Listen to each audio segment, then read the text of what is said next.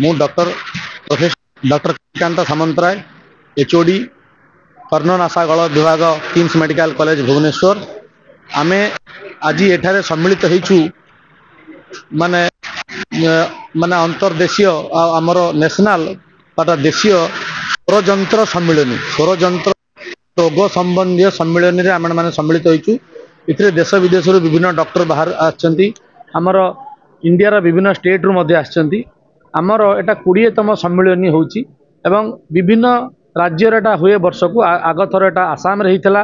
Next थर एटा कर्नाटक रे हबो एथर आमे ओडिसा रे आनिचु एवं ता विषय रे आमे गवेषणा करूचु विभिन्न परीक्षामूलक सर्जरी करूचु आमे किम्स हॉस्पिटल रे एवं ता विषय रे आमे गवेषणा करूचु विभिन्न सर्जन देश विदेश आसी तार ऑपरेशन करूचंती एवं स्वरर विभिन्न समस्या निराकरण कारण निराकरण विषय आम डिस्कसन करूचु एवं ता विषय 2-3 दिन धरी कर्मशाला अनुष्ठित हम मेफेयर होटेल रे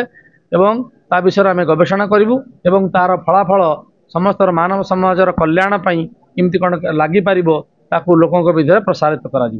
पालन करा जाए। एवं आज यही सम्मेलन में मिनिमम 400 रु ऊर्ध्व लोक स्पीच थेरापिस्ट जो मैंने अच्छा से 100 पाखापाखि एवं डॉक्टर 300 पाखापाखि से जॉइन करछंती विभिन्न हॉल रे चलची तांकर सम्मेलन डिस्कशन सब चली 3 दिन धरी चलिबो। रविवार यार उद्यापन हबो एवं यार विभिन्न विषय गवेषणात्मक जो संदर्भ बाहर तार विभिन्न गणमाध्यम एवं विभिन्न माने पब्लिकेशन रे सब दिया जिवो।